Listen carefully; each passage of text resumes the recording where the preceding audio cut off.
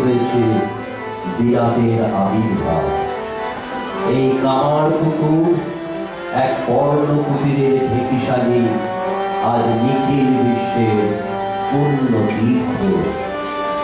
গ্রীষ্ম গেল, বর্ষা গেল, শরৎ হেমন্ত গেল, দেখতে দেখতে শীতও কেটে গেল। এলো মধু ঋতু বসন্ত। বনে উপবনে দেখা দিয়েছে পুষ্পমঞ্জরি, ফুলে ফুলে মধু, চারিদিক মধুময়। চারিদিকে ভ্রমণের গুঞ্জন, মুকুলিত আম্র শাখার ফাঁকে ফাঁকে কোকিলের কুহু কুহু তান। সকলে আনন্দের বার্তা বয়ে এনেছে। মনে হচ্ছে দেব, যক্ষ, গন্ধর্ব, কিন্নর আর উৎসবে মেতে উঠেছে। আগমনের শুক্লা দেখিয়া ব্রাহ্ম মুহূর্ত, আগমনীর সুর বেজে উঠেছে দিকে দিকে। জননী চন্দ্রমণির কোল আলো করে ভূমিষ্ঠ হল সুদর্শন শিশু। দীন দরিদ্র ব্রাহ্মণ ক্ষুদিরামের কুটিরে বেজে উঠল মঙ্গল শঙ্খ।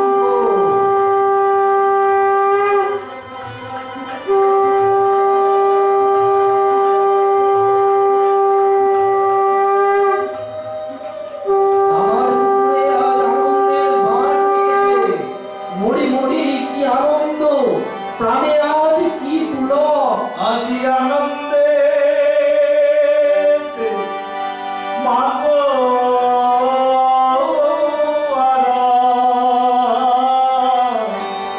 দিশে হারা খুদিনা চন্দ্রমণি বলে চন্দ্র উদয়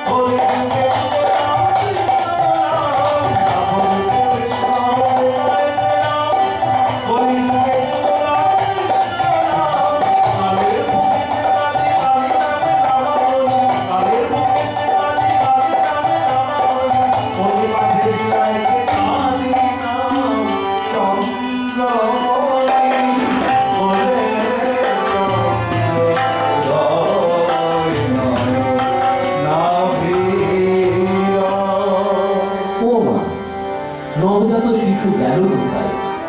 শিশুকে খুঁজে পাওয়া যাচ্ছে না। খুঁজতে খুঁজতে হাইমা ধনী কামারনি দেখতে ধান সেদ্ধ করার চুলোর ছায়ের কাদার মধ্যে পড়ে আছে শিশু। তাড়াতাড়ি হিন্দি ভূষিত শিশুকে কোলে তুলে নিয়ে ধনী দেখল, আহা কি সুন্দর অপরূপ দেব শিশু। মনে মনে ভাবে, গরিব ব্রাহ্মণের ঘরে কে এলো গো, কে এলো?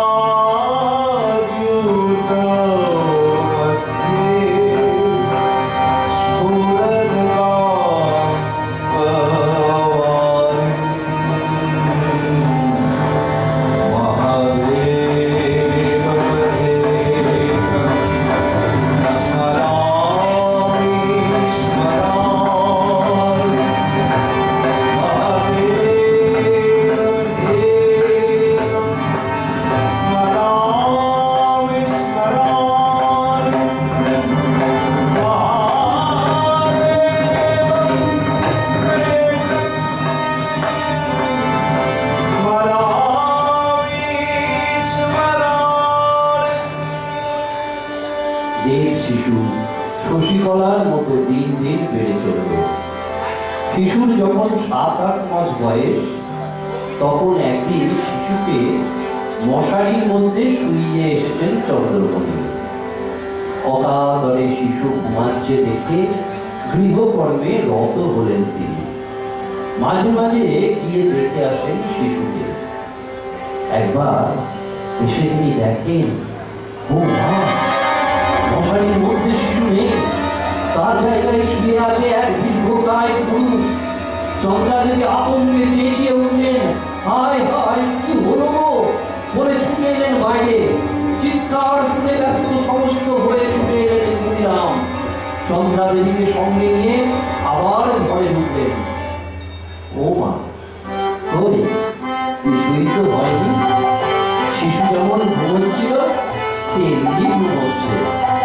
ক্ষুদিরাম আর চন্দ্রাদেবী ভাবে, ভুবন আলো করা এ কোন শিশু হৃদয় হলো আমাদের এই ঘরে?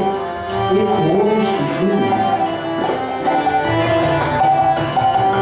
কোন শশী উদিলা ওজনী, কোন শশী উদিলা ওজনী, অবকিরণে তোমার হৃদয় সবার ধরিয়া পড়িছে উঠনি। কোন শশী উদিলা ওজনী,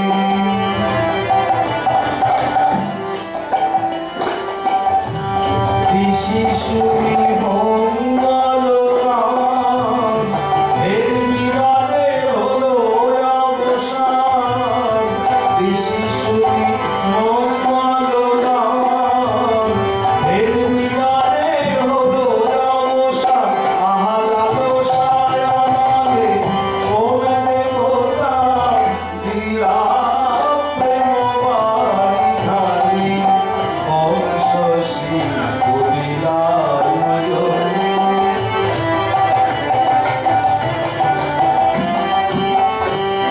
মোহ আধারে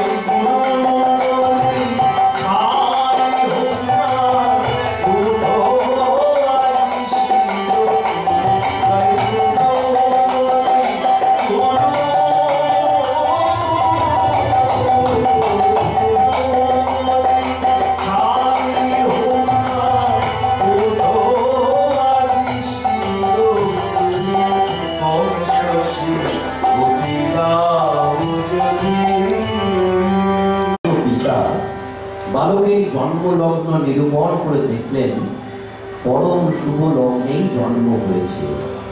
স্বপ্নে দেখা সেই শঙ্খ চক্র গদা পদ্মধারী এসেছেন পুত্ররূপে, তাই তার নাম রাখলেন গদাধর।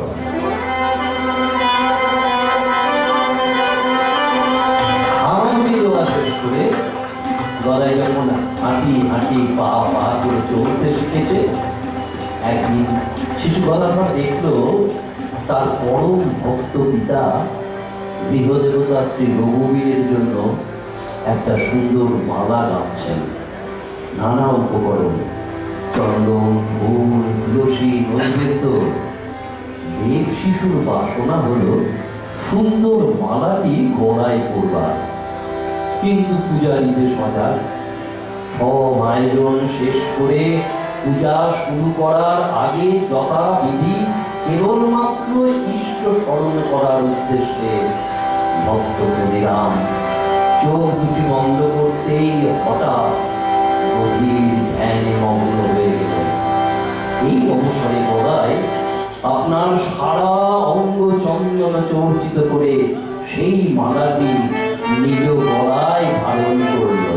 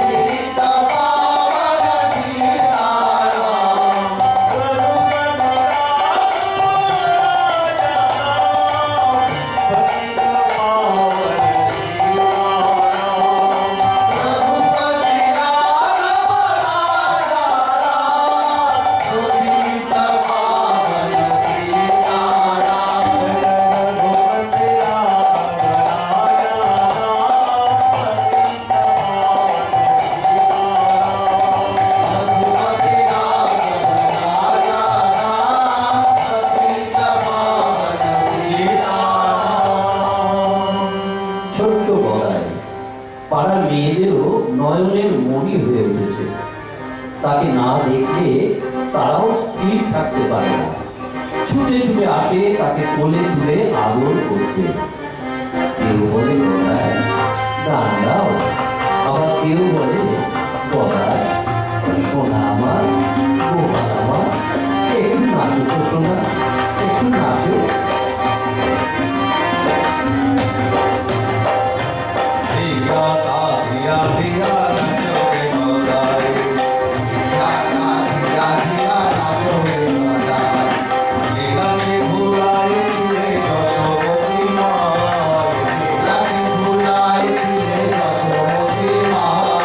Hey!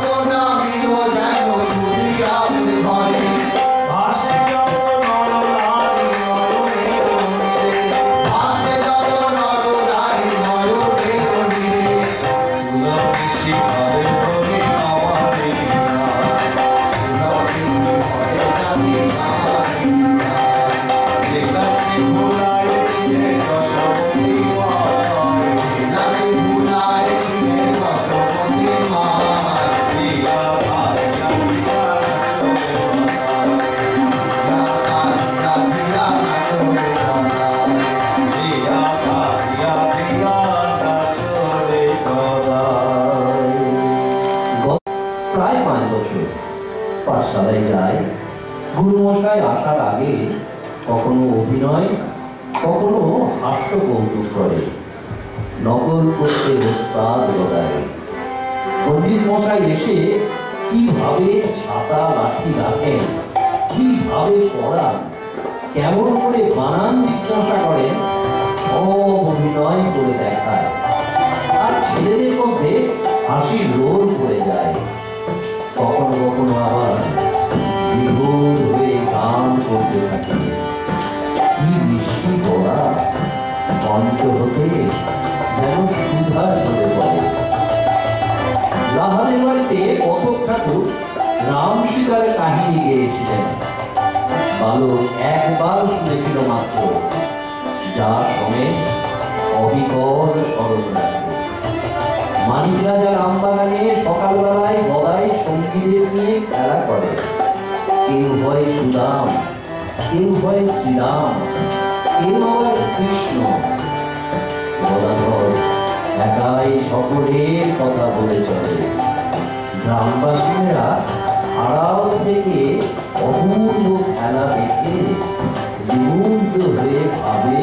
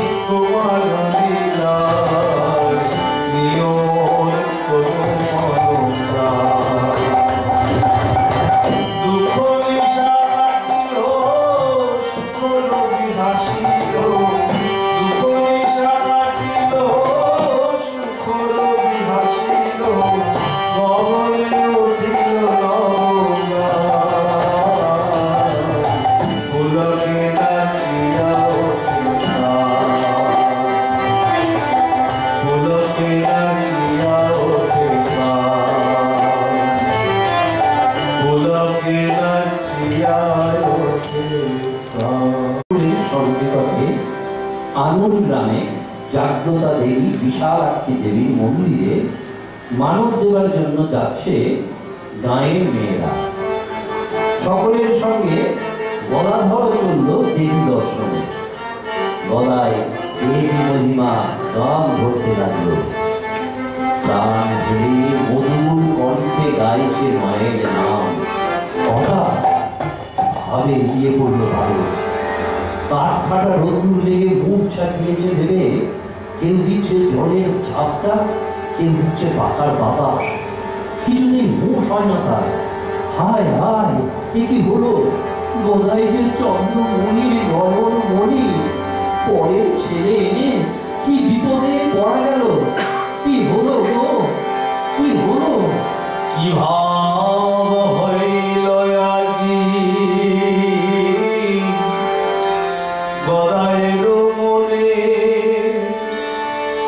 ঝড়ো ঝড়ো বাড়ি ধারা ঝড়ে নয়নে, অপলক নয়নে সে শূন্য পানে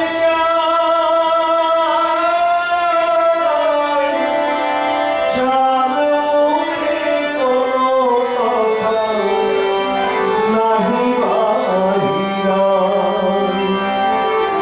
পুলকে দিবস কোনো কাব্যে খর হলি, হেরিতে হেরিতে সে যে উঠিল শ্রীহরি। কেহ বাহে বিশালাক্ষী দেবীর আবেশ, গদায়ের দেহে দেবী করিলা প্রবেশ। কর্ণ ফুটে দেবী নাম শোনায় প্রভুরে, সবে মিলে গড়ায়ে ভাব ভঙ্গ করে।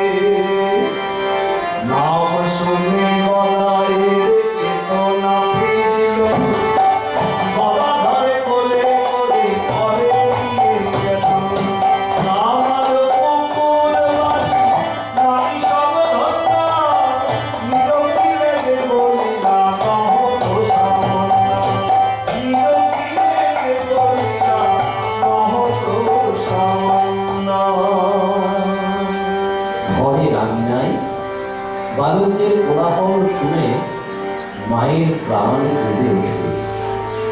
ব্রজে কৃষ্ণ বৃন্দাবনে অনেক কিছু অলৌকিক দেখিয়েছিলেন, তবু মা যশোদা কিন্তু তাকে অসহায় আদুরে গোপাল ছাড়া আর কিছু ভাবে ভাবতেই পারতেন না। তেমনি মা চন্দ্রমণি অগ্নিদান, তার দৈব স্বপ্ন, গদায়ের অলৌকিক জন্ম কাহিনী, মা কাতর স্বরে বলেন, বাবরে গদাই, খেলতে গিয়ে কোথায় মনে করবি যে কাজ নাই কথা। শোনা আমার, বাড়ির কাছে গাঁয়ের মাঠে খেলা কর।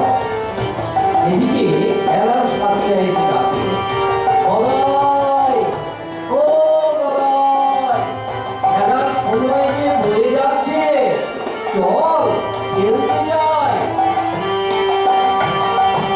আইনা রে ভাই প্রাণের কানাই, পথের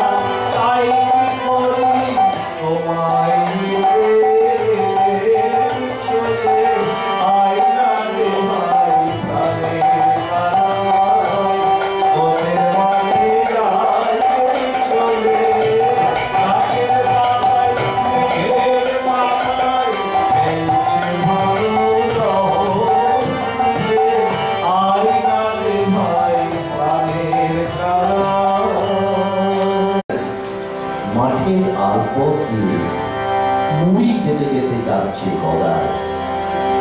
আষাঢ়ের আকাশে মহা সমারোহে এলো মেঘ, বর্ষার কালো কাজল মেঘ। গদাধর এক দৃষ্টে চেয়ে আছে ওই কালো কাজল মেঘের দিকে। এমন সময় এক ঝাঁক দুধের মতো সাদা বক ওই কালো মেঘের কোল ভেসে উড়ে যেতে লাগলো। আহা, কি অপূর্ব শোভা! যেন মনে হচ্ছে শ্যামের গলায় দুলছে কুন্দ ফুলের মালা। দেখতে দেখতে অপূর্বভাবে তন্ময় হয়ে সমাধিস্থ হয়ে পড়ে গেল গদায়। গায়ের লোক দেখতে পেয়ে ধরাধরি করে বাড়ি নিয়ে এলো। বলল, মূর্ছা গিয়েছে। চন্দ্রমণি দেবীর মাতৃ হৃদয় উদ্বেগ হয়ে উঠল। গদাইকে বুকের মাঝে জড়িয়ে ধরে চন্দ্রমণি। গদাইয়ের কোমল অঙ্গে হাত বুলিয়ে আদর করে ডাকলেন, বাছা গদাই, এবার ওঠ, জেগে ওঠ গদাই, জেগে ওঠ। আজি কামার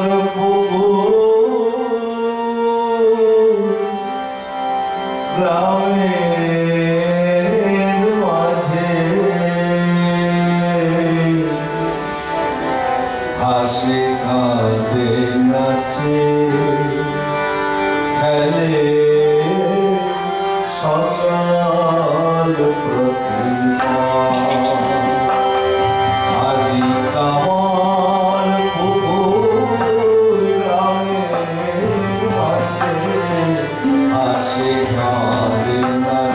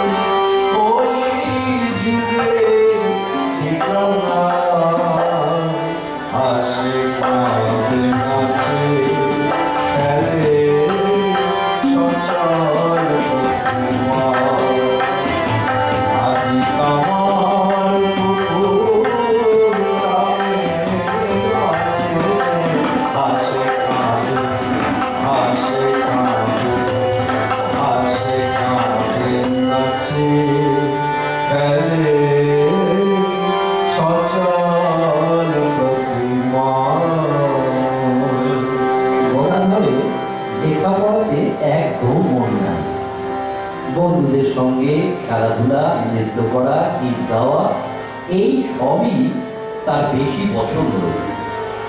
নৃত্যগীতের মাধ্যমে গ্রামের ছোট বড় সকলকে মাতিয়ে রাখে। একদিন পাঠশালায় ছুটির পর গদাধর মধুযুগীর বাড়ির বাগানে প্রহ্লাদ চরিত্র পুঁথি পাঠের আসর বসিয়েছে। গ্রামের অনেকে এসেছে তার পাঠ শুনতে। যে স্থানে বসে পাঠ হচ্ছে ঠিক তার পাশে একটি আম গাছের ডালে এক হনুমান বসেছিল। গদাই এক মনে পাঠ করে চলেছে। হঠাৎ সেই হনুমান গাছ থেকে নেমে এসে গদাইয়ের চরণ ধরে বসে থাকলো। যতক্ষণ পাঠ হলো, পাঠের শেষে গদাই পুঁথিখানি হনুমানের মাথায় স্পর্শ করে দিতেই সে প্রণামের ভঙ্গিতে নতজান হয়ে লাফ দিয়ে স্বস্থানে চলে গেল। সকলেই এই দৃশ্য অবাক হয়ে দেখে ভাবছেন, কত খেলা খেলছ গদাই, স্বর্গ হতে নেমেছে রাজার রাজা হয়ে তুমি থাকলে গ্রামের বালক বেশে। কত খেলা খেলছ গদাই, স্বর্গ থেকে নেমেছে রাজার রাজা হয়ে তুমি থাকলে গ্রামের বালক বেশে। কত খেলা খেলছ গদাই।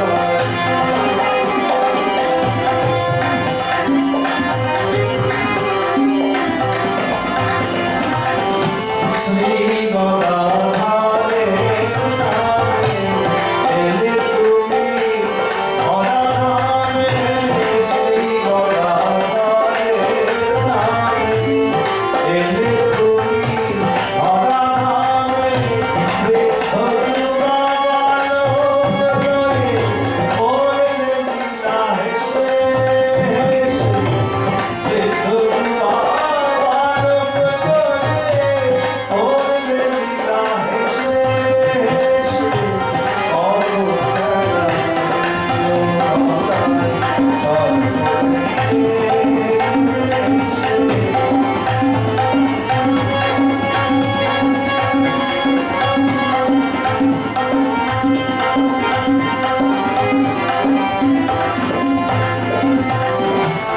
এ তোমার জানতে হবে, তুমি না জানতে পারে।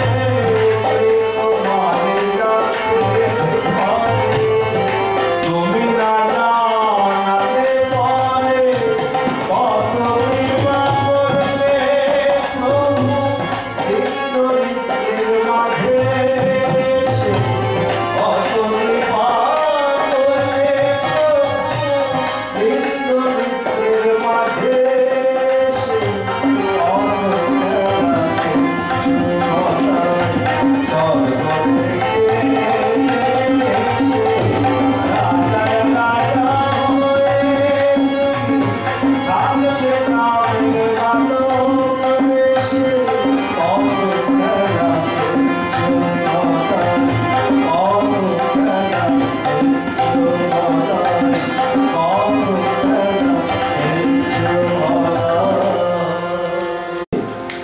ব্রাহ্মণ বর্ণের রীতি অনুযায়ী বালক গদাইয়ের উপনয়ন অনুষ্ঠিত হল। যজ্ঞ শেষ করে নতুন ব্রহ্মচারী ভিক্ষুকের বেশে ভিক্ষা নেবার জন্য উঠে দাঁড়াল। হঠাৎ তার মনে পড়ল, ধাইমা ধনী কামারনি তাকে অনেক দিন আগে থেকে বলে রেখেছিল, তোর বইয়ের সময় আমার বড় সাধ গদাই, তোকে আমি প্রথম ভিক্ষা দেব।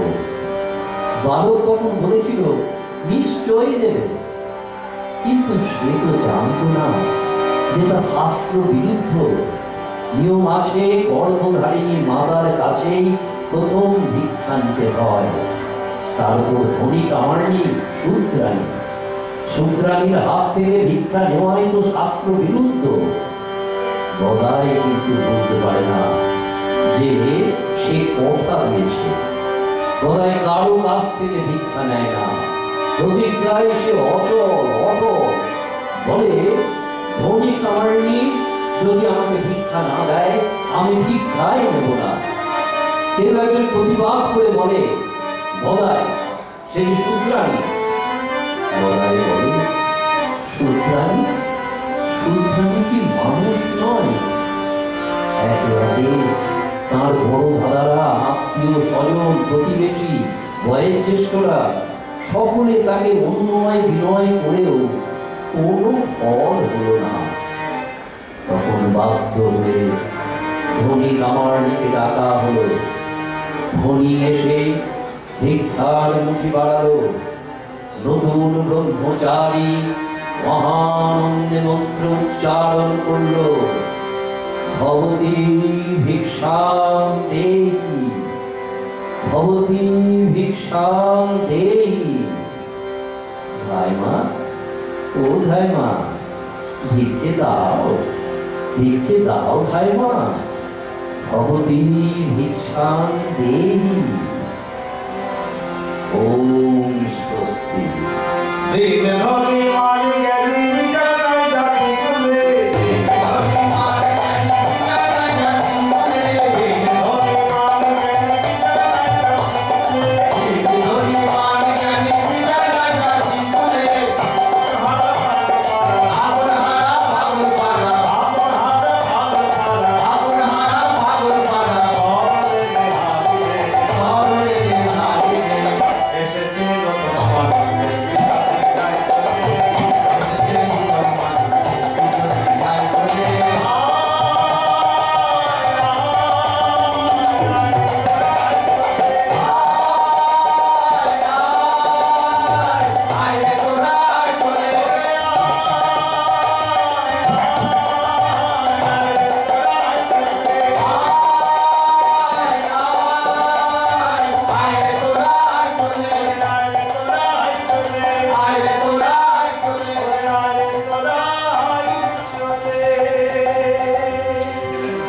কামারপুকুর গ্রামে বাস করে দরিদ্র বৃদ্ধ চিরু শাখায়।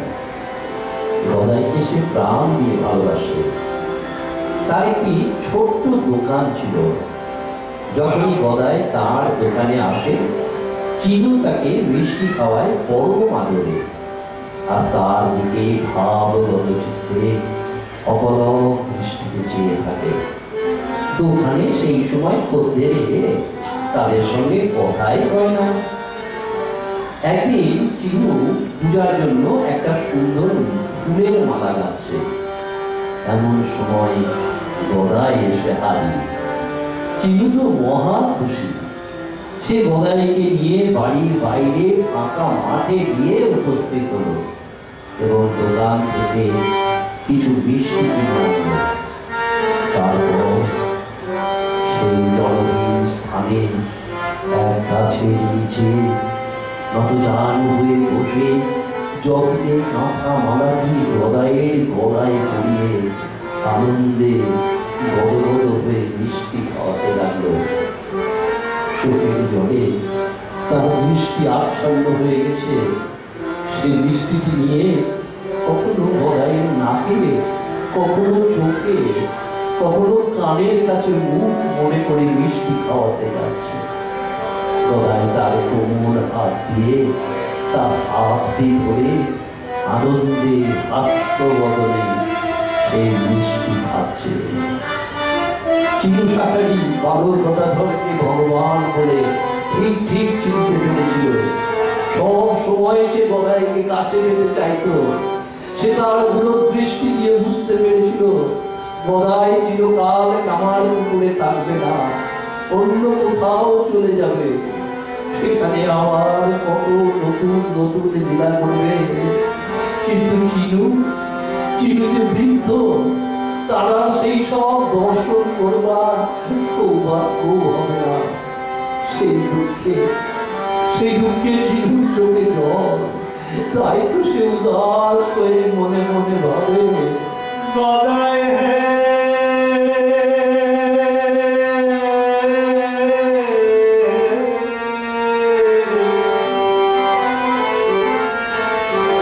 আমায় আর কি ভাবে লুকাবি, তুই শ্রীকৃষ্ণ